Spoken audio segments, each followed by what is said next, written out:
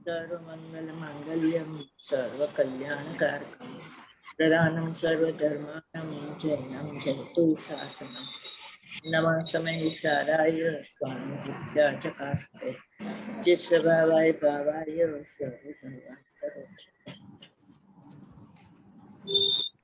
नायक स्वरूप प्रकाशक प्रवचन नंबर 15 पेज नंबर 188 11/8/21 કાલે તો મેં અમસ્તી જ ઉપરથી વાત કરી હતી ખાલી મને તો ખબર પણ ન હતી એમ કહ્યું હતું કે ક્યારે આ આત્માનું આયુષ્ય પૂરું થાય અનુભાઈ જતા રહ્યા ત્વરાએ કામ કરવા જેવું છે ક્યારે કોનું શું બીમારી આવી પડે કાલ તો મેં કહ્યું તું અમસ્તું ત્યાં નીચે ઉતર્યો ત્યાં ભાઈએ કહ્યું કે જમનાદાસભાઈ સંઘવી કાપડવાળાને એટેક આવ્યો છે હાર્ટ એટેક મને તો ખબર પણ નહોતી સહેજ જ હું તો કાલ બોલ્યો કે પ્રમાદ કરવા જેવું નથી બધા કામ પડતા મૂકીને આ કામ કરવા જેવું છે બધા કામ પડતા મૂકીને અને કદાચ એમાં બાહ્યમાં અસાતાનો ઉદય હોય અને નુકસાન થતું દેખાય પણ અહીંયા ઘણો લાભ થાય છે અંદરનો લાભ જોને આ લાભ છોડીને ઓલો જે નુકસાનનો વેપાર છે એને માને છે નફો આ વર્ષે સર્વેયું કાઢ્યું ને તો નફો બહુ થયો નુકસાન થયું કે નફો સર્વેયું અંદર સાથે મેળવીને કાઢે બહારનું સર્વેયું કાઢ્યું અંદરનું સર્વેયું તો કાઢતો નથી હા ઓલામાં આવે છે સ્થાનિક વાસીમાં સર્વૈયું કાઢજો જરાક એવું કઈક ગીત આવે છે બરોબર એને અનુલક્ષીને એમ કે જલ્દી કરાય છે ને ટીકાડી ધ્રુવ ભગવાન આત્મામાં અહમ કરવું ને એ કર્તવ્ય છે બીજું કઈ નહીં એમાં નફો દેખાતો નથી પણ એ અનાદિ અનંત નું તમારું આપણે સ્વરૂપ છે એને તમે અહમ કરો તો સાદી અનંત પછી એમાં તમને સુખની પ્રાપ્તિ થશે એટલે પરને જાણતા જ્ઞાન પણ નથી ને સુખ પણ નથી અને આત્માને જાણતા જ્ઞાન પણ થાય છે અને સુખ પણ થાય છે ક્યાં એવું પરને જાણતા જ્ઞાન પણ નથી ને સુખ પણ નથી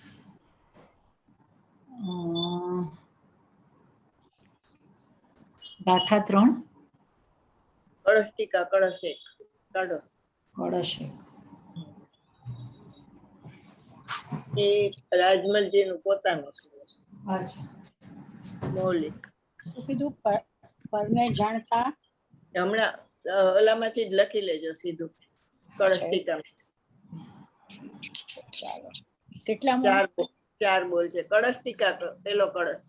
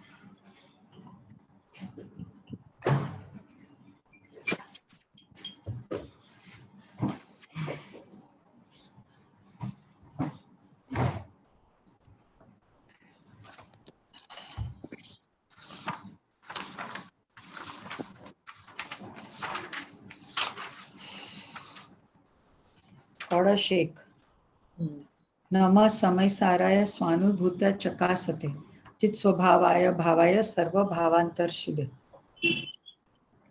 પદાર્થ સંજ્ઞા છે સત્વ સ્વરૂપની એથી આ અર્થ ઠર્યો જે કોઈ શાશ્વત વસ્તુરૂપ તેને મારા નમસ્કાર તે વસ્તુરૂપ કેવું છે જ્ઞાન ચેતના તે જ છે સ્વભાવ સર્વસ્વ જેનું તેને મારા નમસ્કાર આ વિશેષણ કહેતા બે સમાધાન થાય છે એક તો ભાવ કહેતા પદાર્થ તે બધા પદાર્થ કોઈ ચેતન છે કોઈ અચેતન છે તેમાં ચેતન પદાર્થ નમસ્કાર કરવા યોગ્ય છે એવો અર્થ ઉપજે છે બીજું સમાધાન આમ છે કે યદ્યપિ વસ્તુનો ગુણ વસ્તુમાં ગર્ભિત છે, વસ્તુ ગુણ એક જ સત્વ છે, તથાપિ ભેદ ઉપજાવીને કહેવા યોગ્ય છે. વિશેષણ કહ્યા વિના વસ્તુનું જ્ઞાન ઉપજતું નથી.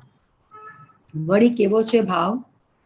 જો કે સમય શબ્દના ઘણા અર્થ છે, તો પણ આ અવસરે સમય શબ્દથી સામાન્યપણે જીવાદી સકળ પદાર્થ જાણવા, તેમાં જે કોઈ સાર છે, સાર કહેતા ઉપાદેય જે જીવ વસ્તુ, તેને મારા નમસ્કાર. આ વિશેષણનો આ ભાવાર્થ છે.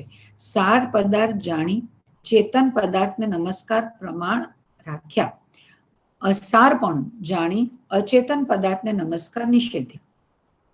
હવે કોઈ વિતર્ક કરે, બધાય પદાર્થ પોતપોતાના ગુણ પર્યાય વિરાજમાન છે, સ્વાધીન છે, કોઈ કોઈના આધીન નથી, તો જીવ પદાર્થને સારપણું કઈ રીતે ઘટે છે? તેનું સમાધાન કરવા માટે બે વિશેષણ કહે છે. વળી કેવો છે ભાવ? આ અવસરે સ્વાનુભૂતિ કહેતા નિરાકુલત્વ લક્ષણ શુદ્ધ આત્મા પરિણમન રૂપ અતિન્દ્રિય સુખ જાણવું, તે રૂપે અવસ્થા છે જેની સર્વભાવ અર્થાત અતીત અનાગત વર્તમાન પર્યાય સહિત અનંત ગુણે વિરાજમાન જેટલા જીવાદી પદાર્થ, તેની અંતરછેદી અર્થાત એક સમયમાં યુગપદ પ્રત્યક્ષ રૂપે જાણનશીલ જે કોઈ શુદ્ધ જીવ વસ્તુ, તેને મારા નમસ્કાર. શુદ્ધ જીવને સારપણું ઘટે છે. સાર અર્થાત હિતકારી, અસર અર્થાત હિતકારી. ત્યાં હિતકારી સુખ જાણવું, અહિતકારી દુઃખ જાણવું. કારણ કે અજીવ પદાર્થને પૂતગલ ધર્મ અધર્મ આકાશ કાળને અને સંસારી જીવને સુખ નથી, જ્ઞાન પણ નથી, અને તેમનું સ્વરૂપ જાણતા જાણનહાર જીવને પણ સુખ નથી, જ્ઞાન પણ નથી, તેથી તેમને સારપણું ઘટતું નથી. શુદ્ધ જીવને સુખ છે, જ્ઞાન પણ છે, તેને જાણતા અનુભવતા જાણનહારને સુખ છે, જ્ઞાન પણ છે, તેથી શુદ્ધ જીવને સારપણું ઘટે છે.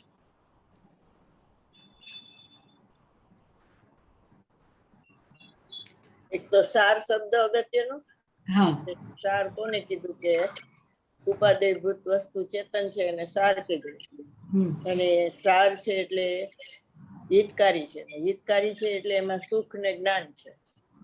અને અસાર કેતા અચેતન વસ્તુ અહિતકારી છે, એમાં દુઃખ છે, એને જાણતા.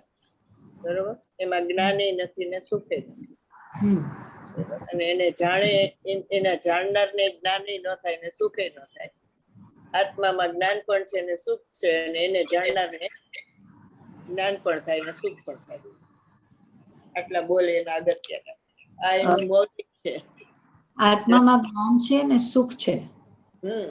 અને એને જાણનારને પણ જ્ઞાન અને સુખ થાય.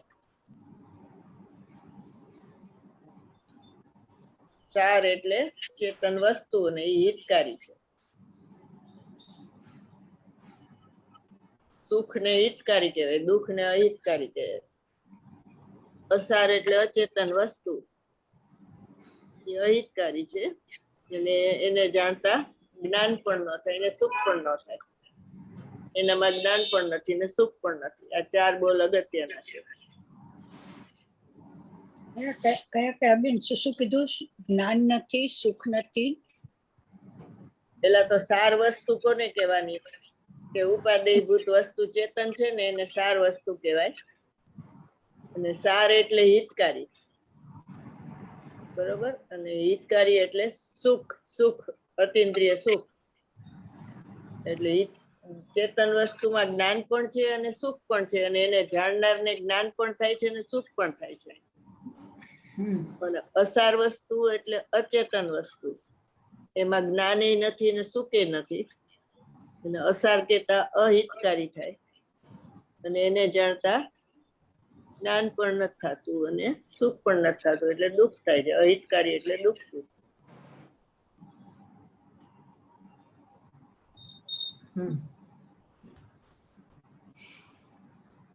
પરને જાણવાના લોભમાં સગડો સંસાર છે. બરોબર? એ બધી અહિતકાર વસ્તુ છે ને.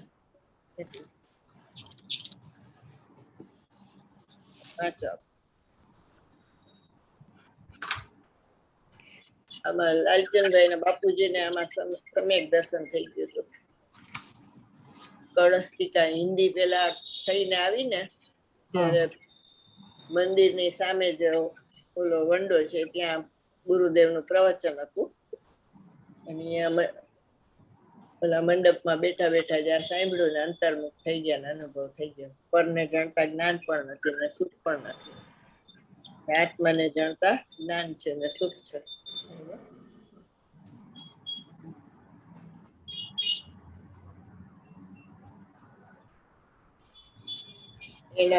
એના દીકરા હતા ને લાલચંદભાઈ ના, એ ભાઈ કહેતા હતા ને ખરેખર પર જણાતું નથી. તો બધા આખા હિન્દુસ્તાનમાં એનો વિરોધ બહુ થયો ને, એટલે કે પણ તમે શું કામ આવું બોલો છો કે બધા વિરોધ કરે એવું?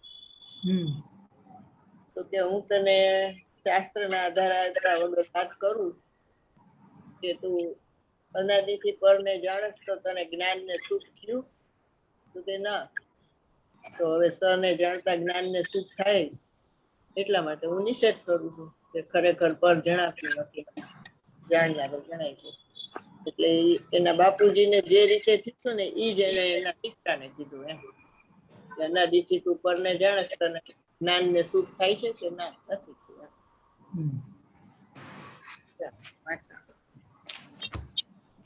તો એમના દીકરા બી એટલું જ છે, કરે એટલો સ્વાધ્યાય કરે છે? એ વિરોધી હતા.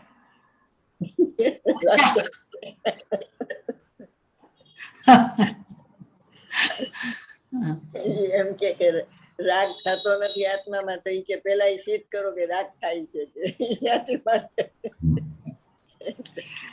પુસ્તક મોકલે છે એ એનો દીકરો નથી લાલચંદભાઈ નો? એના દીકરાનો દીકરો છે. કઈક મોદી નામ હોય છે લાલચંદભાઈ નો, એટલે એના દીકરાનો દીકરો છે. પણ એ ખાલી પૂજા ભક્તિ જ કરે છે, સ્વાધ્યાય બહુ નથી કરતો.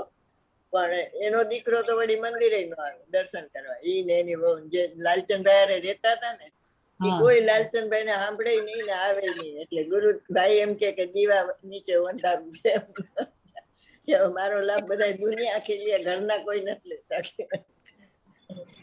પણ આ સુમનભાઈ છે ને એ કે ને એના ઘરના કોઈ એની પાસે ન પડે. એની તો ભાઈની દીકરી છે ને, એ તો ભાઈ તો મોટા ભાઈ તો કયા કરે બધું, કાંઈ આવું બધું ન હોય ને મોટા ભાઈ તો કઈ એટલી એ કે મોટા ભાઈની બધું છે એ તો કઈ બધું બરાબર નથી. આમ માને બહુ ગુરુદેવમાં, પણ સુમનભાઈ ને ગુરુદેવનું જેમ સમજાવે એમ નો, એ તો પછી એને લેતી પડે. એવું જોઈએ.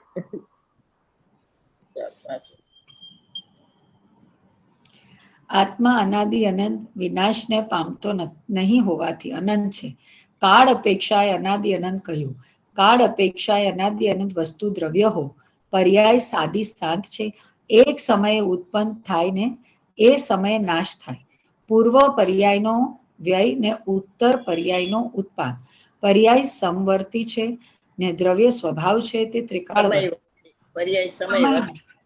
પર્યાય સમયવર્તી છે ને દ્રવ્ય સ્વભાવ છે તે ત્રિકાળવર્તી છે. બંને કહી ગયા છે. બેન કહી ગયા છે. ભરતભાઈને ભલામણ કરી છે કે કેસેટ ઉતારજો, આવીને સાંભળશે. ઓહો, છઠ્ઠી ગાથા. છઠ્ઠીનો લેખ અફર છે, ફરે નહીં. સામાન્ય અજ્ઞાની જીવો કહે છે કે બાળક જન્મે એટલે છઠ્ઠીનો લેખ લખવા આવે વિધાતા. ત્યાં કોણ વિધાતા છે? એ તો કહેવત છે. ગુરુદેવ કહેતા હતા છઠ્ઠીના લેખ અફર ફરે નહીં. આહા. એટલે એક કાળ અપેક્ષા એ અનંત હોય અને એક ભાવ અપેક્ષા એ અનંત હોય. કાળ અપેક્ષા એ પર્યાય અનંત અને ભાવ અપેક્ષા એ ગુણ અનંત. બરાબર. અહીંયા કાળ અપેક્ષાની વાત છે કે આત્મા અનાદિ અનંત વિનાશને પામતો નથી. બરોબર. અનાદિ એટલા માટે છે કોઈથી ઉત્પન્ન નથી થયો, અને અનંત એટલા માટે કોઈથી નાશ નથી થતો, અને વર્તમાન વર્તતો છે એટલે નિત્ય ઉદ્યતરૂપ છે, એને અનંત છે. બરોબર. કાળ અપેક્ષા અહીંયા અનાદિ અનંત થયું છે. કાળ અપેક્ષા એ અનાદિ અનંત વસ્તુ દ્રવ્યો. પર્યાય સાદી શાંત છે. એક જ સમયની હોય ને પર્યાય, એટલે સાદી શાંત કહેવાય. પ્રવાહ અપેક્ષા. ફરીથી કયો તો શું કીધું? ફરીથી કયો તો. શું ફરીથી કહો? કાળ અપેક્ષા એ. હા, તમે કીધું ને કે કાળ અપેક્ષા અનંત શબ્દના બે અર્થ થાય.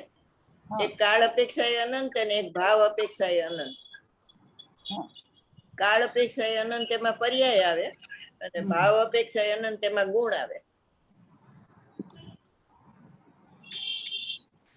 અહીંયા એમ કીધું ને કે અહીંયા પર્યાય નથી. પર્યાય સાદી શાંત છે એમ. આ દ્રવ્ય છે ને અનાદિ અનંત કીધું ને, એટલે એનો કોઈ દી નાશ નથી પામતો, માટે અનંત છે. એ કાળની અપેક્ષા એ વાત છે, એ એનો ભવિષ્ય કાળ છે. અને અનાદિ કીધું એનો ભૂતકાળ છે, કોઈથી ઉત્પન્ન નથી થયો એટલે. ને નિત્ય ઉદ્યોતરૂપ કયો એ એનો વર્તમાન છે. બરોબર. અને અનંત છે એ કાળ અપેક્ષા એ આવે અને ભાવ અપેક્ષા એ આવે. કાળ અપેક્ષામાં પર્યાય પોતે છે એ સાદી શાંત છે. મિથ્યાત્વની પર્યાય અનાદિ શાંત કહેવાય. સંસારની અવસ્થા છે ને ભવિ માટે અનાદિ શાંત, અને મોક્ષની અવસ્થા સાદી અનંત, અને મોક્ષ માર્ગ સાદી શાંત. બરોબર. ઉત્પન્ન થાય ને પછી મોક્ષની પર્યાય સાદી શાંત. મોક્ષ માર્ગની, મોક્ષની નહીં, મોક્ષ સાદી અનંત. કૃપાળુદેવમાં આવે છે ને સાદી અનંત, અનંત સમાધિ સુખમાં અપૂર્વ અવસર એવો ખ્યાલ આવશે. સાદી અનંત. હા, સાદી અનંત મોક્ષની પર્યાય. પ્રવાહ અપેક્ષા એ આમ તો એક જ સમયની હોય પર્યાય, પણ પ્રવાહ અપેક્ષા એ સાદી અનંત, અને મિથ્યાત્વની અનાદિ શાંત. મોક્ષ સાધક દશા છે એ સાદી શાંત, શરૂ થાય છે ને અંત આવે છે.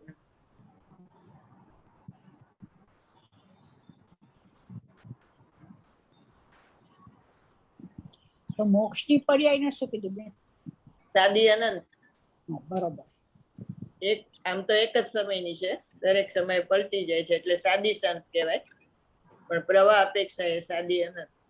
બહિરાત્મા પણ અનાદિ શાંત, અંતરાત્મા પણ સાદી શાંત, અને પરમાત્મા પણ સાદી અનંત. બરોબર. પર્યાય અપેક્ષા જુઓ તો સાદી શાંત છે. એક સમય ઉત્પન્ન થાય ને એક સમય નાશ થાય એટલે ઉત્પાદ્ય છે. એમાં પૂર્વનો પર્યાય વ્યય, ઉત્તરનો પર્યાય ઉત્પાદ. પર્યાય સમયવર્તી છે અને દ્રવ્ય સ્વભાવ છે તે ત્રિકાળવર્તી છે. એટલે આ ઉત્પાદ, વ્યય અને ધ્રુવ ત્રણેય એક જ સમયમાં છે. પૂર્વ પર્યાયનો વ્યય થયો એ જ સમયે, ઉત્તર પર્યાયનો ઉત્પાદ થયો ને એ જ સમયે ધ્રુવ છે.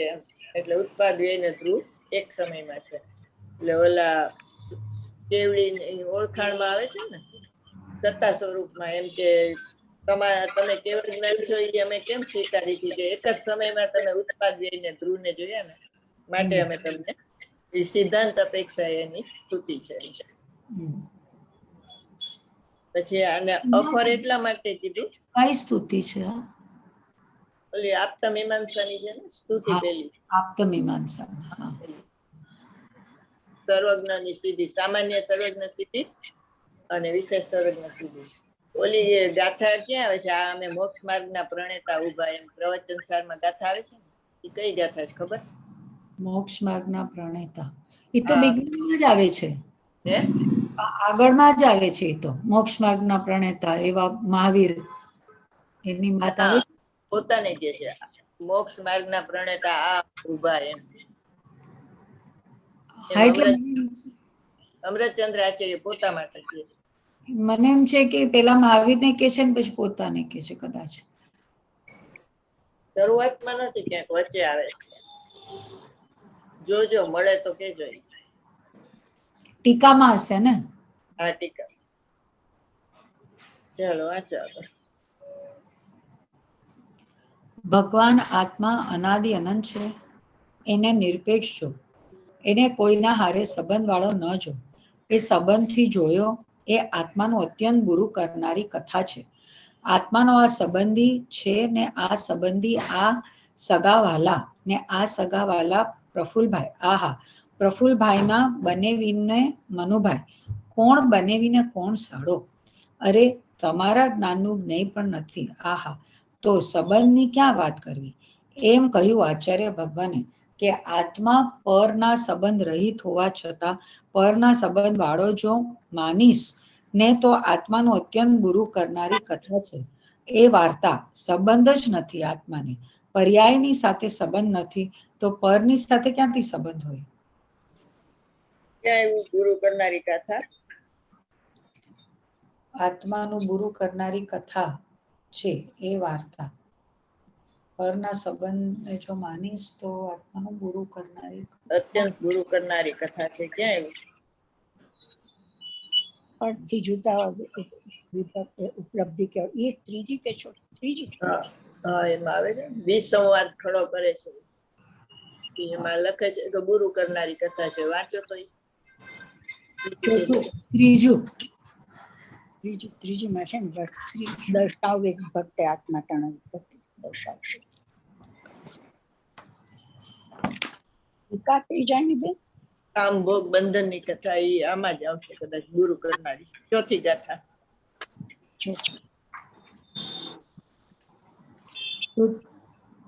તો કામ ભોગ બંધન ની કથા તો ત્રીજી છે. ત્રીજી છે. હા, એકત્વ નિશ્ચયગત સમય સર્વત્ર સુંદર લોકમાં તેથી બને વિખવાદિની બંધન કથા. પરિચિત અનુભૂત સર્વને કામ ભોગ બંધન ઈ ચોથી અને ત્રીજી એકત્વ વિખવાદીની કથા. એમાં જુઓ જે અત્યંત ગુરુ કરનારો શબ્દ આવે છે. સંવાદ ત્રીજીમાં આવશે. ત્રીજીમાં ને વાંચો. એકત્વમાં બીજાના સાથે બંધની કથા સંવાદ વિરોધ કરનારી છે. હા, આગળ ટીકામાં વાંચો. એકત્વ નિશ્ચયને પ્રાપ્ત છે. સમય છે તે લોકમાં બધે સુંદર છે. તેથી એકત્વમાં બીજાના સાથે બંધ કથા વિસંવાદ વિરોધ કરનારી છે. અહીં સમય શબ્દથી સામાન્યપણે સર્વ પદાર્થ કહેવામાં આવે છે, કારણ કે વ્યુત્પત્તિ પ્રમાણે એટલે સમયતે એટલે એકી ભાવે એકત્વ પૂર્વક પોતાના ગુણ પર્યાયને પ્રાપ્ત થઈ જે પરિણમન કરે તે સમય છે. તેથી ધર્મ અધર્મ આકાશ કાળ પૂતગલ જીવ દ્રવ્ય સ્વરૂપ લોકમાં સર્વત્ર જે કોઈ જેટલા પદાર્થો છે તે બધાય નિશ્ચયથી નક્કી એકત્વ નિશ્ચયને પ્રાપ્ત હોવાથી જ સુંદરતા પામે છે, કારણ કે અન્ય પ્રકારે તેમાં સર્વ સંસ્કાર આદિ દોષો આવી પડે. કેવો છે તે સર્વ પદાર્થ? પોતાના દ્રવ્યમાં અંતર્મગ્ન રહેલ પોતાના અનંત ધર્મના ચક્રને સમૂહને ચુંબે છે, સ્પર્શે છે, તો પણ જેઓ પરસ્પર એકબીજાને સ્પર્શ કરતા નથી, અત્યંત નિકટ એક ક્ષેત્ર અવઘા રૂપે રહ્યા છે, તો પણ જેઓ સદાકાળ પોતાના સ્વરૂપથી પડતા નથી, પર રૂપે નહીં પરિણમવાને લીધે અનંત વ્યક્તિતા નાશ પામતી નથી. માટે જેઓ ટંકોત કિરણ જેવા શાશ્વત સ્થિત રહે છે અને સમસ્ત વિરુદ્ધ કાર્ય તથા અવિરુદ્ધ કાર્ય ના હેતુપણાથી જેઓ હંમેશા વિશ્વને ઉપકાર કરે છે, ટકાવી રાખે છે. આ પ્રમાણે સર્વ પદાર્થનું ભિન્ન ભિન્ન એકપણું સિદ્ધ થવાથી જીવ નામના સમયે બંધ કથાથી જ વિસંવાદની આપતી આવે છે.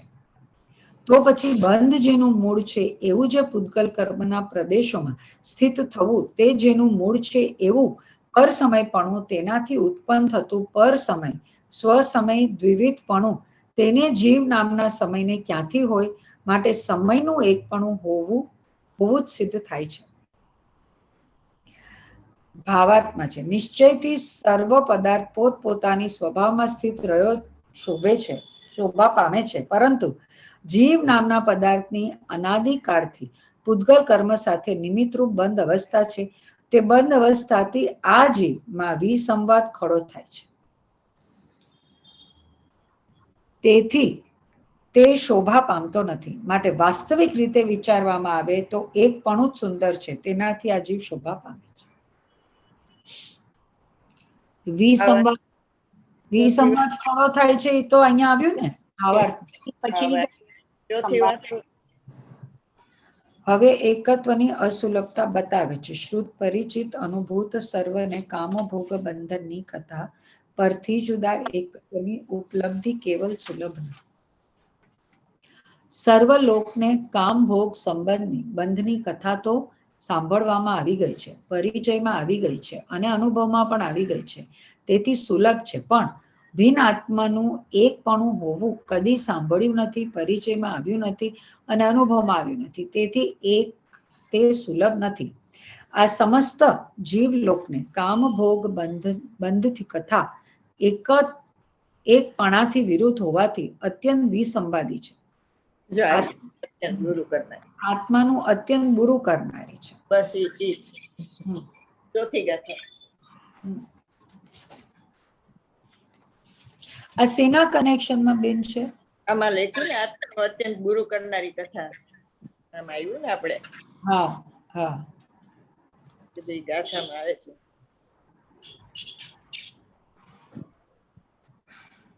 આ શબ્દ મેં કીધું ક્યાં ખાંડલો છે, ક્યાં પરની સાથે સંબંધ હોય ને એ અત્યંત ગુરુ કરનારી કથા. આત્માને કોઈની સાથે સંબંધ નથી, બરોબર, નિરપેક્ષ છે આત્મા. હાલો વાંચો. પર્યાયની ઉપાધિથી રહિત અને પર્યાયથી પણ રહિત એને શુદ્ધ આત્મા કહેવામાં આવે છે. જો બંધ મોક્ષથી સહિત માન્યો તો આત્મા અશુદ્ધ છે, એ શુદ્ધ નથી. કેવળ જ્ઞાનની પર્યાયથી સહિત માનીશ તો આત્મા શુદ્ધ દ્રષ્ટિમાં નથી રહેતો, એ શુદ્ધ નયનો વિષય થઈ ગયો, અશુદ્ધ નયનો વિષય થઈ ગયો, પર્યાય સાપેક્ષ વ્યવહાર નયનો વિષય થઈ ગયો. આ કોઈ અપૂર્વ વાત છે એમ કહ્યું આચાર્ય ભગવાને પોતે તે કદી સાંભળી નથી ને એવી વાત હું તને કહીશ. આહા, એ પ્રભુ મેં કોઈ દી સાંભળી નથી આવી વાત, એવી વાત આપ કહેવા માંગો છો. આહા, મારું કામ થઈ ગયું. શિષ્ય કહે છે કે મારું કામ થઈ ગયું. તે કદી સાંભળી નથી ને પરિચય કર્યો નથી ને આવા આત્માનો અનુભવ કર્યો નથી, એ વાત હું તને કહીશ. લક્ષ દઈને સાંભળજે. આ પ્રવચન સાર છે ને, એની 47મી ને 46મી નઈ કાઢો, એમાં લખ્યું છે શુદ્ધ નહીં ને અશુદ્ધ નહીં વિષય. પ્રવચન એટલે પરિશિષ્ટમાં જે છે ને, પરિશિષ્ટમાં.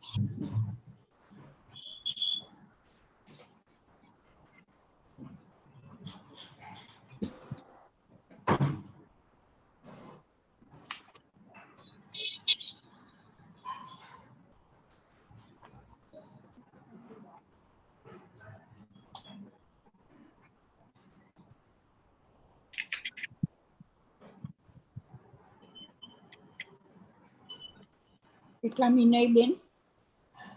46 ને 47. 46 ને 47. શુદ્ધ નહીં ને અશુદ્ધ નહીં બે આવે.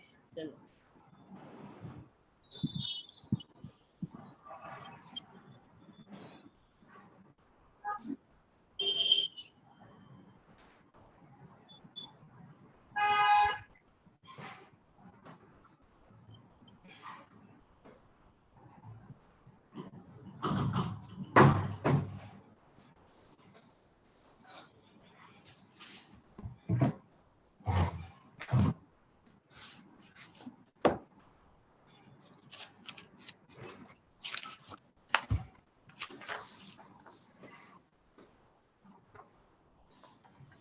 પેજ 500.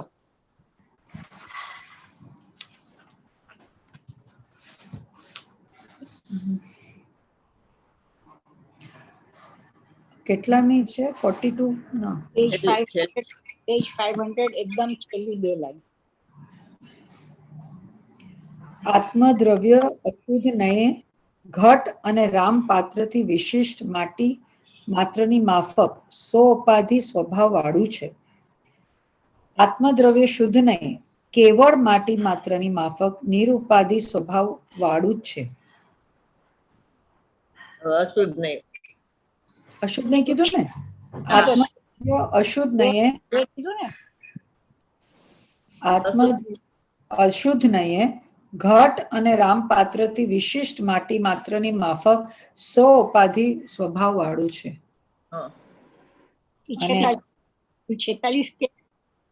46 ને 47 શુદ્ધ નહીં. હવે 47મી. હા, 47. આત્મદ્રવ્ય શુદ્ધ નયે કેવળ માટી માત્રની માફક નિરુપાધિ સ્વભાવ વાળું છે. એટલે પર્યાયની સહિત કીધું ને એ ઉપાધિ વાળું થઈ ગયું. અહીંયા કીધું ને પર્યાયની ઉપાધિથી રહિત છે એને શુદ્ધ નહીં કહેવાય, અને પર્યાયની ઉપાધિ સહિત કયો એને અશુદ્ધ નહીં કહેવાય. એટલે નિર્મળ પર્યાય હોય કે મલિન પર્યાય હોય, એને પર્યાય સહિત નું દ્રવ્ય કીધું ને એ અશુદ્ધ નહીં નો વિષય થઈ ગયો, અને પર્યાય થી રહિત કીધું ને એ શુદ્ધ નહીં નો વિષય.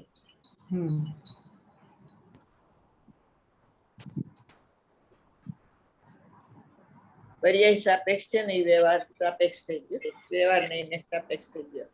એટલે જે નિર્મળ પર્યાય સહિત નું દ્રવ્ય ને ઉપાદેય માને છે ને એ સ્થૂળ મિથ્યા દ્રષ્ટિ છે, બરોબર.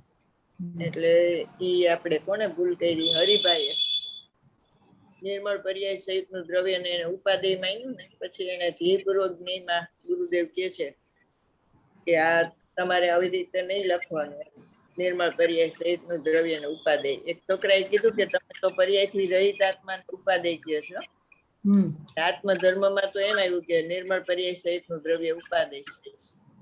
કે કોણે લખ્યું? કે હરિભાઈ. તો કે હવે આવું ન લખતા, અહીંયા જે કહેવામાં આવે ને એ જ લખો તમે એમ, અને એને લખવાની ના પાડી દો નહીતર. તો એને એવું કીધું કે ગુરુદેવ તમારે બદલવું પડશે, મારે. હરિભાઈ એટલે જેમને વાર્તા લખે છે ને બધી.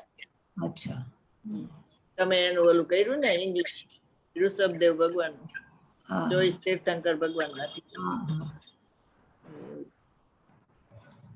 ગુરુદેવ પ્રત્યે એકદમ અર્પણતા હતી, પણ આ એને પક્ષ થઈ ગયો હતો અંતેવાસી ગુરુદેવના. લખાણ એના બધા ઘણા છે. એટલે મેં તમને વાત કરી ને હમણાં ઓલી સંસ્કૃત નું ઉદ્ઘાટન થયું, એને 91 વર્ષ પૂરા થયા ને એનું થયું. એ તો ગુજરી ગયા છે, પણ એના 91મા વર્ષના જન્મદિવસ નિમિત્તે કર્યું. એ અમને કોઈ મોકલાયું ઓલી હસમુખભાઈ વોરાને, એ જે આત્મધર્મ આવે છે ને બહાર પડે છે ને, એ હસમુખભાઈ વોરાની વહુ, એ દીકરાની વહુ. એને એટલે ઓલું ખાલી આમ જ આમ જરાક દેખાડ્યું કે આમ આવી રીતે એમ કે ગાથા, એ પેલી ગાથા, પછી એમાં ઓલું ચિત્રપટ, એટલે એનું જે ચિત્ર છે એ, અને એના પર થોડુંક આમ એનો અર્થ એમ એવું આમ વિડીયો એવું મોકલાયું છે ને કે આવું બનવાનું છે વિડીયો. અને ત્યાં સંસ્કૃતની ભાષા બોલે છે, અને એની સાથે ઓલું જે પેઇન્ટિંગ કર્યું છે ને એ દેખાય છે, અને પછી એની નીચે એના અર્થ કોઈ પાછળથી બોલતા ને હિન્દીમાં, એવા કોઈ હિન્દી ભાષી અર્થ બોલે છે. અને ઈ એટલે એનું આખો ઓલું વિડીયો બતાવ્યું ને તમને? ઉદ્ઘાટન નથી આવ્યું, આ આવ્યું છે. આવ્યું છે. અને તો ઉદ્ઘાટન આણે કર્યું સુનિલભાઈ શાસ્ત્રી, એને પોતે સંસ્કૃત કર્યું છે ને, હા, એટલે એને ઉદ્ઘાટન વિમોચન કર્યું. એટલે એના પેઇન્ટિંગ જે કર્યા છે ભક્તામને, એમાં એક પેલું પેઇન્ટિંગ છે ને એનું મોકલાયું છે. ભક્તામર ની વાત નથી કરતી હું, તો સંસ્કૃત બાલબોધ સંસ્કૃત બાલબોધ ના એનું નથી આવ્યું. ભક્તામર ની વાત.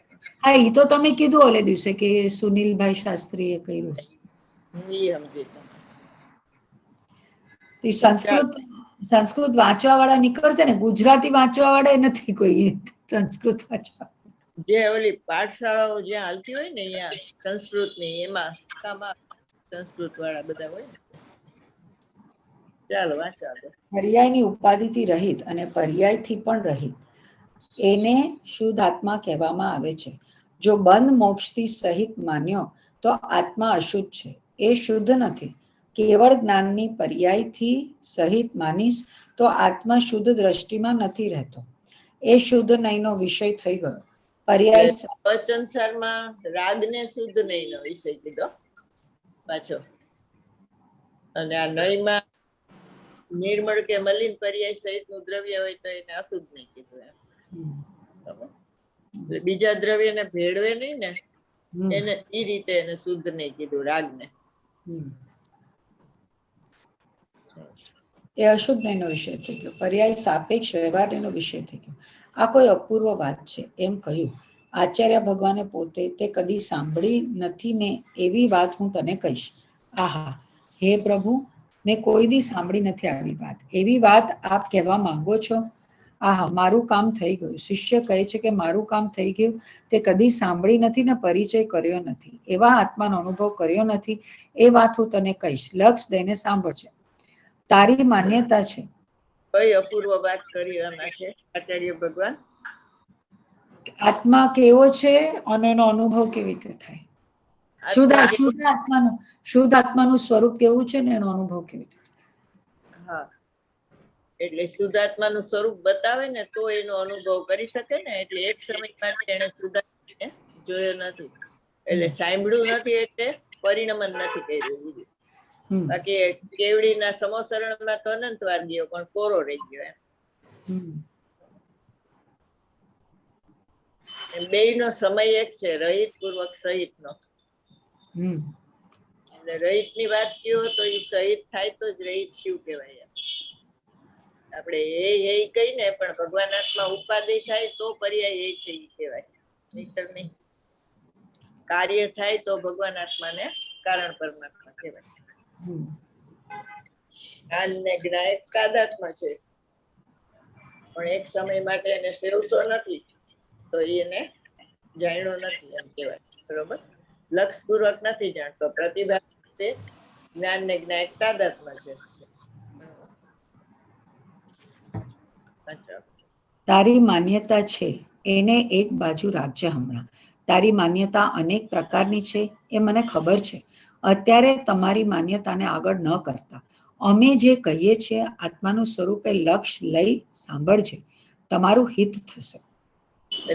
ઓલા છે ને, ઓલી ગોળી ચડાવીને ભમરા ગયા બગીચામાં, કઈ પછી ન સંભળાય એમ. એવી રીતે એમ કે તમારા અભિપ્રાય જે મિથ્યા છે એ રાખીને તમે સાંભળશો તો નહીં. કોરી પાટી કરી અને સાંભળો તો તમને આ બેસશે. પછી તમારા અભિપ્રાય તમારી ઓટોમેટિક વયા જશે, કારણ કે એને કાઢવા નહીં પડે. એટલે કે અત્યારે તું તારું એ બધું પોટલું એક બાજુ રાખી દે, પછી તને જરૂર લાગે ને તો તું લઈ લેજે તારું. પણ આ વાત જો તારા અભિપ્રાય ને ડિપોઝિટ કરીને સાંભળજે. હું આમ માનું છું એમ નહીં, સર્વજ્ઞ ભગવાન આમ માને છે એમ કર.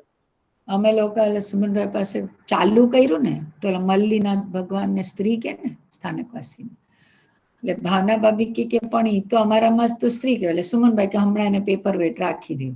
પછી એના પપ્પાએ બોલાવ્યા ભાવના ભાભી, તો બહુ જ કટ્ટર સ્થાનકવાસી એના પપ્પા તો કે ના તમે હા પાડો જ કે સ્ત્રી છે.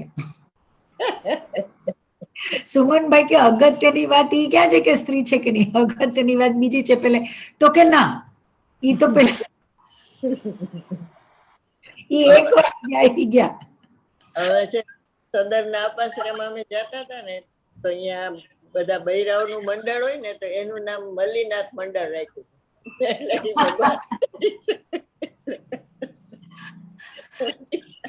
પેલું જ્યાં મહાવીર ભગવાનનું કેવળ જ્ઞાન થયું છે ને રુજુવાલિકા, ત્યાં દેરાસર કર્યું છે અને પછી સ્થાનકવાસીનું દેરાસર છે. એટલે ઓલું ગર્ભ શ્વેતાંબર, એટલે ગર્ભ ફેરવે છે ને એવું બધું. પછી મારી બેનપણે બધી તો કે આ શું થાય છે, મને નથી ખબર.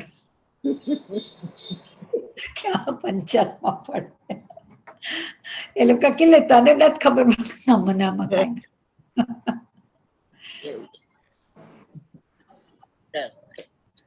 આત્મા અનાદિ અનંત છે. આ આત્મા અનાદિ અનંત વસ્તુ છે. વસ્તુ તો અનાદિ અનંત જ હોય. હવે કાળ અપેક્ષા અનાદિ અનંત કહ્યો. હવે એ પ્રગટ થાય છે કે પ્રગટ છે, અને એ પરોક્ષ છે કે પ્રત્યક્ષ છે, એ અંધકારમય છે કે પ્રકાશનો પુંજ છે, એમ ત્રણ વાત એક વાક્યમાં કહેશે. આત્મા અનાદિ અનંત છે. આ આત્મા અનાદિ અનંત વસ્તુ છે. વસ્તુ તો અનાદિ અનંત જ હોય. હવે કાળ અપેક્ષાએ અનાદિ અનંત કહ્યું. હવે એ પ્રગટ થાય છે કે પ્રગટ છે? એટલે એમાં જવાબ આપો. પ્રગટ છે. પ્રગટ છે તે દ્રવ્ય, સ્વદ્રવ્ય. પ્રગટ થાય છે તે પરદ્રવ્ય. 185 કળશ. અમૃતચંદ્ર આચાર્ય સમયસાર.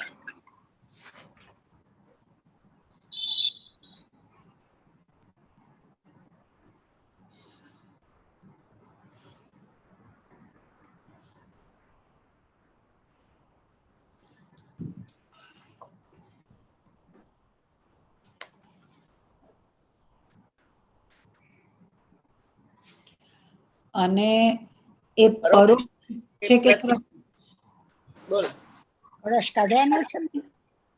હે 185 કળશ કાઢવાનો છે? ના ના ખબર છે ને તો પ્રગટ થાય છે તે પરદ્રવ્ય ને પ્રગટ છે તે સ્વદ્રવ્ય. આપણે નિયમસરની 50મી ગાથામાં એનો આધાર આપ્યો હતો. વેદન પ્રત્યક્ષ છે પણ કેવળ જ્ઞાનની અપેક્ષા પરોક્ષ છે અત્યારે. પર્યાયની વાત નથી, આ દ્રવ્યની વાત છે. પ્રગટ છે એમ. પ્રગટ છે પ્રત્યક્ષ છે. હા, અને એને પર્યાય અપેક્ષા એ અવ્યક્ત કીધો પણ છે વ્યક્ત એમ. બરોબર.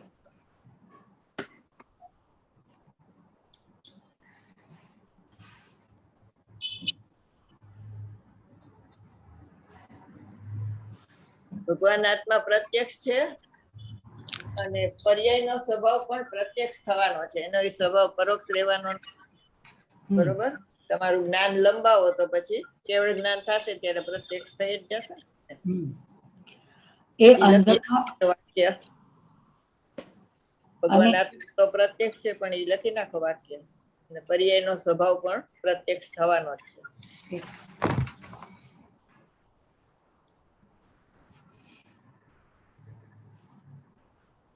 પ્રત્યક્ષ થવાનો છે પછી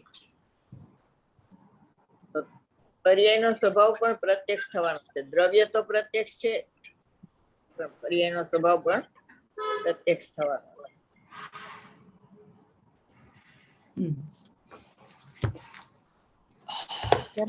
પ્રત્યક્ષ થવાનું છે એમાં આપણે શું લખવાનું? કઈ નહીં. આપણે આ વાંચ્યું ને પરોક્ષ છે કે પ્રત્યક્ષ, તો આપણે એમાં એમ કીધું કે દ્રવ્ય પ્રત્યક્ષ છે અને પર્યાયનો સ્વભાવ પણ પ્રત્યક્ષ થવાનો છે. ભેરવીબેન કે કેવળ જ્ઞાન અપેક્ષા એ પરોક્ષ અને વેદન અપેક્ષા એ પ્રત્યક્ષ, તો એમ નથી. એ પર્યાય પણ કાયમ પરોક્ષ નથી, પ્રત્યક્ષ થઈ જશે કેવળ જ્ઞાન થાય ને. ચાલો હવે વાંચો આગળ. એ અંધકારમય છે કે પ્રકાશનો પુંજ છે? પ્રકાશ પુંજ. કેવી રીતે પ્રકાશનો પુંજ છે? સ્પષ્ટ પ્રકાશમાન જ્યોતિ એમાં આવે. હા, એટલે પ્રકાશનો પુંજ છે. અંધકારમય નથી. પછી પર્યાય થી રહિત કીધો ને એટલે બધા એમ થઈ ગયું કે શૂન્ય છે, એમાં કઈ છે નહીં. તો કે એવું નથી. અંધકારમય નથી, શૂન્ય નથી, અંધકાર નથી. બરાબર. પ્રકાશનો પુંજ છે. જ્ઞાનમય ભગવાન આત્મા છે ને, જ્ઞાન છે એ પ્રકાશ છે અને અજ્ઞાન છે એ અંધકાર છે. ત્યાં જ્ઞાન ને અજ્ઞાન ની અપેક્ષા છે.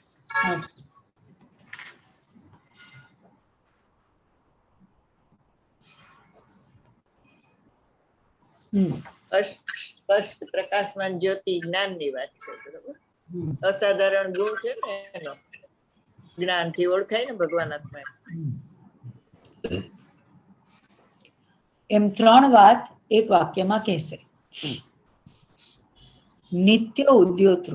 નિત્ય પ્રગટ છે, પ્રગટ થતો નથી. સૂર્ય તો પ્રગટ થાય અને અસ્ત થાય, સૂર્ય ઉદય થાય ને અસ્ત થાય, પણ ભગવાન આત્મા તો કોઈ દી પ્રગટ થતો જ નથી. નિત્ય હંમેશા, ઉદ્યોત પ્રગટ છે ને છે. પ્રગટ છે. પ્રગટ છે એટલે બાળ ગોપાળ સૌને અનુભવમાં આવે છે. કેવળ જ્ઞાનની પર્યાય પ્રગટ નથી, માટે અનુભવમાં આવતી નથી. પણ કેવળ જ્ઞાનનો બાપ છે એ પ્રગટ છે. એમાંથી કેવળ જ્ઞાનની અનંત પર્યાય પ્રગટ થાય છે. કેવળ જ્ઞાન તો પુત્ર છે, પિતા તો જ્ઞાયક.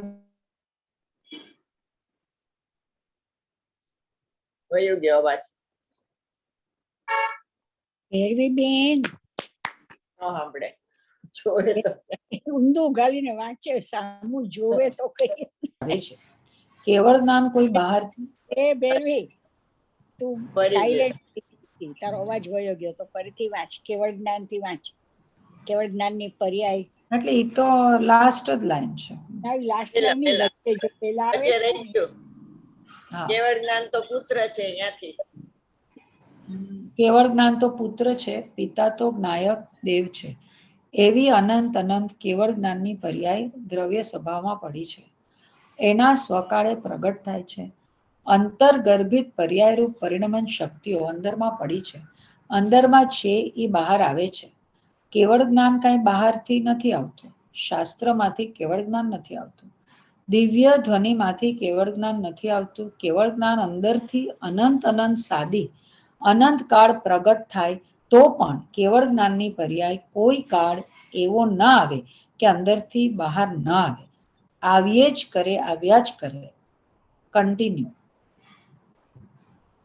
હવે નિત્ય ઉદ્યોતરૂપ કીધું એટલે પ્રકાશનો પુંજ નિત્ય પ્રગટ છે, એટલે દ્રવ્યની વાત આવી 185 કળશ પ્રગટ થતો નથી. કઈ ગાથામાં એમ આવે છે કે ભગવાન આત્મા પ્રગટ થાય છે, આવિર્ભાવ થાય છે ને તિરોભાવ થાય છે? કઈ ગાથામાં? આવિર્ભાવ ને તિરોભાવ ને 11મી ગાથા. હા, અને બીજી કઈ ગાથામાં આવે છે આવિર્ભાવ તિરોભાવ? 72.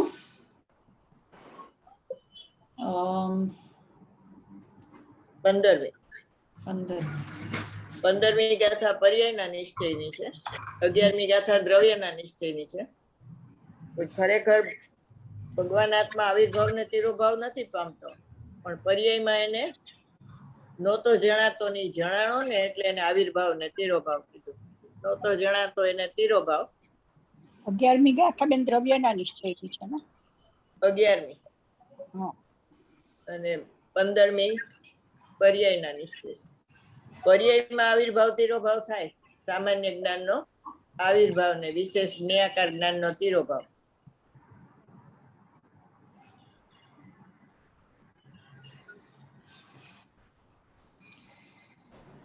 શેનું શું તમે કીધું? પર્યાયના નિશ્ચયમાં સામાન્ય જ્ઞાનનો આવિર્ભાવ અને વિશેષ જ્ઞેયાકાર જ્ઞાનનો તિરોભાવ. સામાન્ય જ્ઞાનાકાર જ્ઞાનનો આવિર્ભાવ.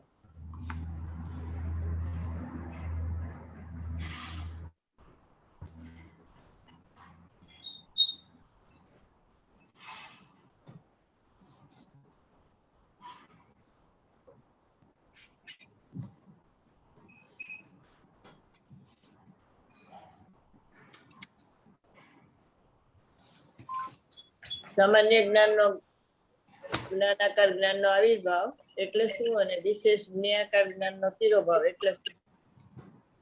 વિશેષ એટલે પર્યાય ને, વિશેષ જ્ઞાન એટલે પર્યાય. બે પર્યાયની જ વાત છે. બે પર્યાયની જ વાત છે. સામાન્ય જ્ઞાનાકાર જ્ઞાનનો આવિર્ભાવ ને તિરોભાવ તો પર્યાયમાં જ હોય ને, અને વિશેષ જ્ઞેયાકાર જ્ઞાનનો તિરોભાવ એટલે શું? જ્ઞેયાકાર એટલે તો પણ જ્ઞેય તો પર વસ્તુને જ્ઞેય કરે ને, એનો તિરોભાવ, અને પોતાના આત્માને જ્ઞેય કરે એનો આવિર્ભાવ. એમ નહીં. સામાન્ય જ્ઞાનાકાર જ્ઞાનનો આવિર્ભાવ એનો અર્થ શું થાય, અને વિશેષ જ્ઞેયાકાર જ્ઞાનનો તિરોભાવ એનો અર્થ શું થાય? જે જ્ઞાન પોતાના જ્ઞાનને જ વિષય કરે છે એને જ્ઞાનાકાર જ્ઞાનનો આવિર્ભાવ કહેવાય. અને જે જ્ઞાનની પર્યાયમાં જ્ઞાન અને એટલે બીજા બી ગુણો દેખાય છે, એટલે સ્વ અને પર બે દેખાય છે, તો એ જ્ઞેયાકાર જ્ઞાન થઈ ગયું, તો એનો તિરોભાવ. વિશેષ જ્ઞેયાકાર જ્ઞાન એટલે ઇન્દ્રિય જ્ઞાન, અને સામાન્ય જ્ઞાનાકાર જ્ઞાન એટલે અતિન્દ્રિય જ્ઞાન.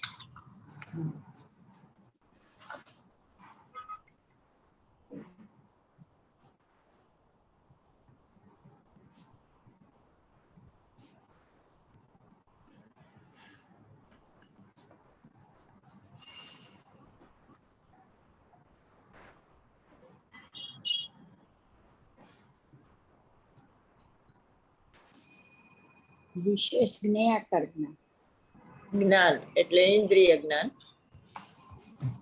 સામાન્ય જ્ઞાનાકાર એટલે જ્ઞાન એટલે અતિન્દ્રિય જ્ઞાન. ઇન્દ્રિય જ્ઞાન ને વિશેષ કેમ કીધું અને અતિન્દ્રિય જ્ઞાન ને સામાન્ય કેમ કીધું? બોલ. ઇન્દ્રિય જ્ઞાનમાં ભેદ પડે છે ને, એટલે વિશેષ, અને અતિન્દ્રિય જ્ઞાનમાં ભેદ નથી પડતા એટલે સામાન્ય. એટલે એ એકાકાર છે, બરોબર, અને ઓલું અનેકાકાર છે. બસ, રસ, ગંધ, વર્ણ એ બધું જુદા જુદા વિષય છે ને એના, એટલે એના અનેકાકાર છે. ખંડ ખંડ જ્ઞાન છે ને ઓલું અખંડ અભેદ એકાકાર.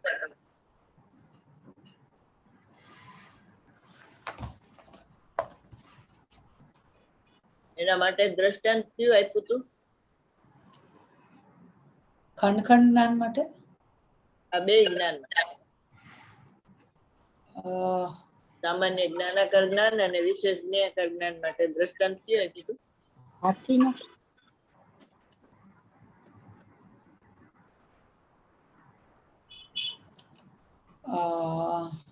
કેમાં આવે છે આ સામાન્ય જ્ઞાનાકાર જ્ઞાન ને વિશેષ જ્ઞાનાકાર? 320મી ગાથા. અરે 15મી ગાથા કહું છું, જ્ઞાનની પર્યાયના નિશ્ચયની વાત. હા, એ તો જો કે આર્યું 15મી એમાં દ્રષ્ટાંત આપ્યું છે ખંડ ખંડ જ્ઞાન ગાથામાં. દ્રષ્ટાંત કેનું છે? સેવાળ ના, આમાં નથી, સેવાળ નથી, આમાં છે. કાઢો કાઢો, કેનું દ્રષ્ટાંત?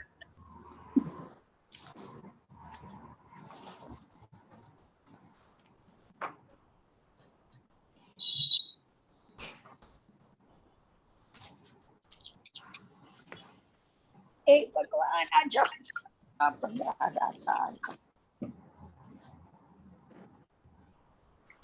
શ્રીમદ નો દાખલો આપે છે એમાં ગુરુદેવ. મીઠાનો હા, લવણ અને મીઠું આવ્યું. 4 રસ લવણ. હા. એટલે સારું સારું કે ખારું શાક પણ નથી, સારું છે પણ આપણે બરોબર? હા, મીઠું ખારું છે. એટલે શાક ખારું ઈ વિશેષ થયું અને મીઠું ખારું ઈ સામાન્ય થયું. વિશેષમાં તો બધું હોય ને, ખીચડી ખારી, શાક ખારું, પૂરી ખારી, બધું થાય એમ. પણ એ વિશેષ અને સામાન્ય એને બે, જે વિશેષમાં પણ ઈ સામાન્ય જ મીઠું છે એમ તમે જોવો તો. બેન પણ છે ને, મેં આટલા વખત શું કરું ખબર છે, આ દાખલા હોય ને તો ઈ તો મેં ત્યારે દાખલામાં હું જોવાનું, હવે તમે બધા દાખલા પાછા પૂછો એટલે આ કઈ ગડબડ હવે ક્યાંથી અમે પામ, મતલબ દાખલા જવા દેવાના, ઈ શું કરે એને હું કામ છે? સિદ્ધાંત સિદ્ધ કરે ને, એમાં સિદ્ધાંત સિદ્ધ થાય છે એમ. સિદ્ધાંત ને સમજવા માટે સહેલું પડે એટલા માટે.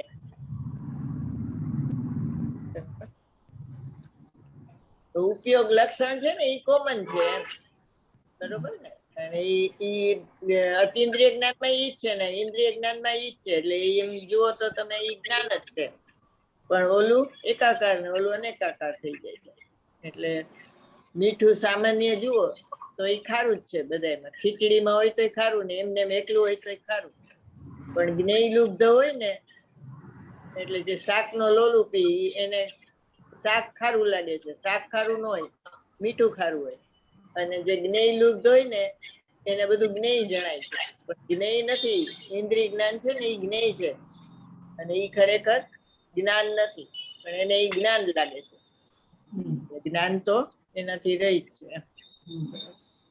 ચાલો, 17-18 ગાથામાં કીધું ને કે બાળ ગોપાળ સૌને અનુભવમાં આવે છે ભગવાન આત્મા. એ કઈ અપેક્ષા એ કીધું? ઈ તો સામાન્ય બધાનું જ્ઞાન સ્વરૂપ આત્મા છે એટલે એમ. હા, એટલે અપેક્ષા કઈ આવે? ત્રિકાળી ભગવાન આત્માની કે બીજી? સામાન્ય બધામાં ઉપયોગ લક્ષણ છે ને એની વાત છે ને. પ્રતિભાસ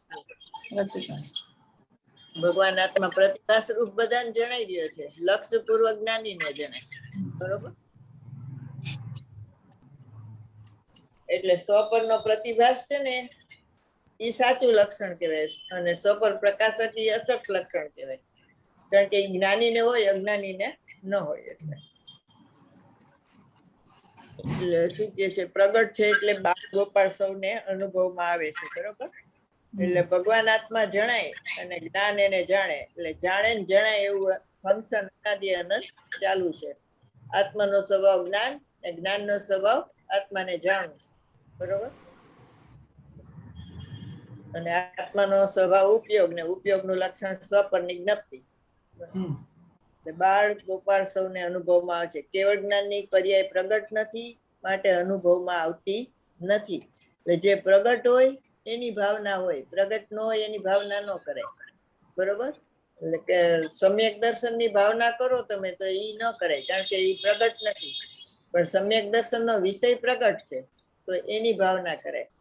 એટલે કૃપાળુદેવ કે છે ને, આત્મ ભાવના ભાવતા જીવ લહે કેવળ જ્ઞાન. તો સ્વરૂપમાં એકાગ્ર થાવ તમે તો કેવળ જ્ઞાન પ્રગટ. નહીંતર કેવળ જ્ઞાન ની પર્યાય પ્રગટ નથી, માટે અનુભવમાં આવતી નથી. પણ કેવળ જ્ઞાન નો બાપ છે એ પ્રગટ છે. એટલે આને બાપ કેવી રીતે કીધો કે કેવળ જ્ઞાન દ્રવ્ય છે ને એનો અનંતમાં ભાગે જ્ઞાન ગુણ આવે ને એના અનંતમાં ભાગે કેવળ જ્ઞાન આવે. એટલે એનું પલ્લું કેટલું બધું નીચે આવી ગયું કેવળ જ્ઞાન, અને આનું પલ્લું ઊંચે આવી ગયું. એટલે એને કેવળ જ્ઞાન નો બાપ છે ગુણ ને ગુણ નો બાપ છે દ્રવ્ય. એટલે આમ તો દાદો થયો, બાપ નો બાપ થયો. કેવળ જ્ઞાન નો બાપ એ પ્રગટ છે. એમાંથી કેવળ જ્ઞાન ની અનંત પર્યાય પ્રગટ થાય છે. એટલે એક જ્ઞાન ગુણ છે ને એમાં અનંત કેવળ જ્ઞાન ની પર્યાયો છે. બરોબર. અને એ સાદી અનંત નીકળ્યા જ કરે પછી થાય પછી એમાં અનંત કેવળ જ્ઞાન નો પુત્ર છે. બરોબર. પર્યાય ને પ્રજા કીધી અને પિતા કીધો. પિતા તો જ્ઞાયક દેવ છે.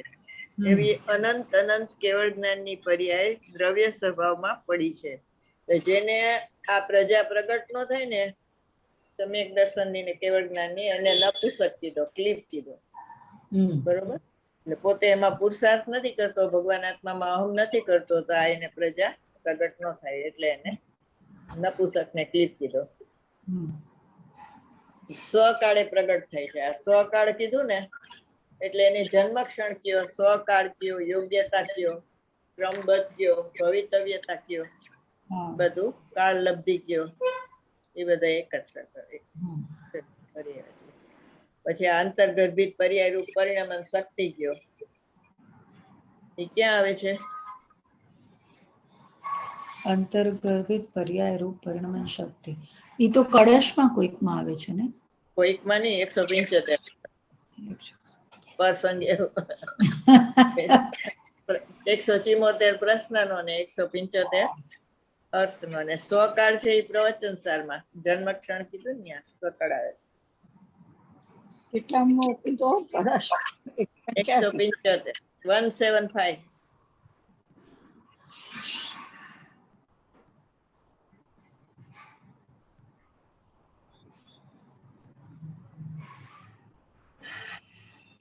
કળશ ટીકાનો કળશ. હા. અને આ સ્વકાળ છે એ પ્રવચન સાર. અંતર્ગર્ભિતમાં પ્રસંગ એવું કેવી રીતે આવે? અંતર્ગર્ભિતમાં ન આવે, એ કળશમાં પ્રસંગ એવો શબ્દ આવે છે. કળશમાં જ લખેલું છે પ્રસંગે. રાગ છે ને, રાગ થાય એના બે કારણ કીધા. એક ક્ષણિક ઉપાદાન અને એક જૂના કર્મનો ઉદય. એટલે ક્ષણિક ઉપાદાનમાં અંતર્ગર્ભિત પર્યાય રૂપ પરિણમન શક્તિ આવે, અને નિમિત્ત કારણમાં એને પરનો સંગ કર્યો ને ઈ જૂના દ્રવ્ય કર્મનો, એટલે એમાં પરસંગ એવ આવ્યું.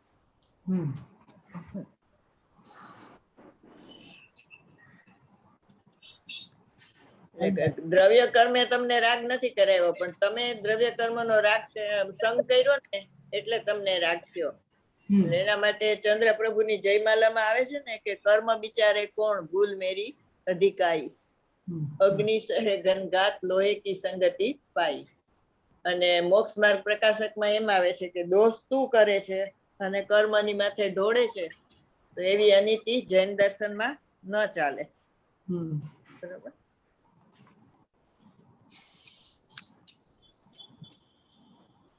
અંદરમાં છે એ બહાર આવે છે. એટલે અંદરમાં છે એ બહાર આવે છે, એ વાત ક્યાં આવે છે? અંદરમાં છે એ બહાર આવે. શુદ્ધ જાણે આત્મને તે શુદ્ધાત જ મેળવો. શુદ્ધ જાણે આત્મને શુદ્ધ. અવ્યક્ત ત્રીજો બોલ. ભૂત ભાવિની પર્યાય અંતર્લીન છે, એમાં કાઢો. એમાં છે તો એ અંતર કેમ એનામાં અંદર આવે ભૂત છે? ભાવિની પર્યાય તો અંદરમાં જ છે ને. વર્તમાન પર્યાય એક જ બહાર છે.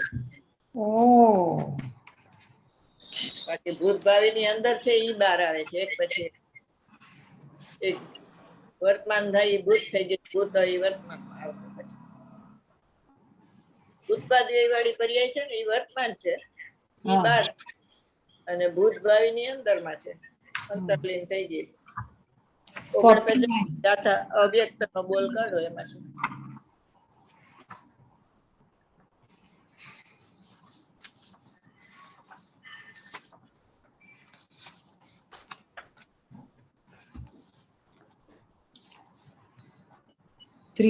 ત્રીજો બોલ.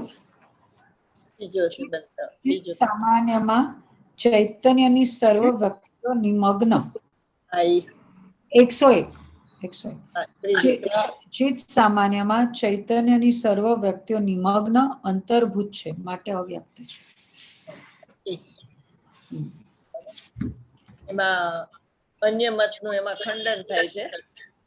અન્ય મત વાળા છે ને એ પર્યાયને નથી માનતા, હા એટલે એને પર્યાયના માટે એને શું કે ત્રિકાળીને જ માને છે. એટલે એને એમ કીધું કે ત્રિકાળીમાં પર્યાય છે એમ. ભૂત ભાવિની પર્યાય અંતરલીન છે ને, એટલે ભૂતકાળની પર્યાય અશુદ્ધ અને ભાવિ કાળની પર્યાય શુદ્ધ થશે કેવળ.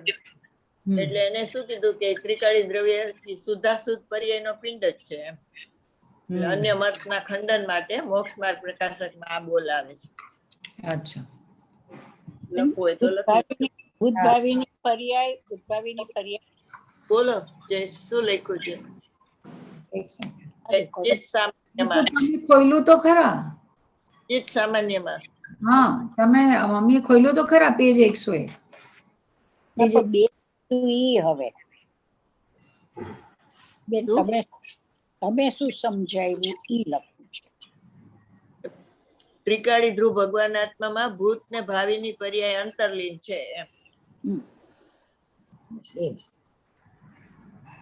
આ મોક્ષ માર્ગ પ્રકાશકમાં આવે છે. શું શુદ્ધાશુદ્ધ પર્યાયનો પિંડ તે આત્મા એમ. એટલે ત્રિકાળી ધ્રુવ ભગવાન આત્મા ને એવું કીધું, પણ એ ભૂત ભાવિની પર્યાય અંતરલીન છે ને એ અપેક્ષાએ કીધું. અન્ય મતના ખંડન માટે બરોબર. બાકી અહીંયા કઈ શુદ્ધ અશુદ્ધ નથી, અહીંયા તો એ પારિણામિક ભાવે થઈ ગઈ છે. ટાઈમ થઈ ગયો છે. હા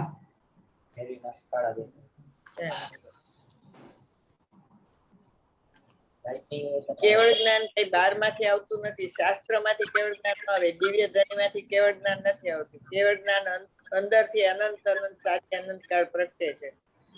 કેવળ જ્ઞાન ની પર્યાય કોઈ કાળ એવો ન હોય કે અંદર થી બહાર ન આવે, આવ્યા જ કરે કન્ટિન્યુ. અંદર માં છે ને, એટલે કેટલા જ્ઞાનીઓને નિર્વિકલ્પ ધ્યાનમાં કેવળ જ્ઞાનના દર્શન થઈ જાય છે. ભાવિની એની પર્યાય, એટલે મતિ શ્રુતમાં કેવળ જ્ઞાનના દર્શન થઈ જાય. ચાલો. જાવાણી તે જ્ઞાન લોકાલોક સોવાણી મસ્તક નમ સદા દે. જય જીનેન્દ્ર. કાલે રજા. હા કાલે રજા.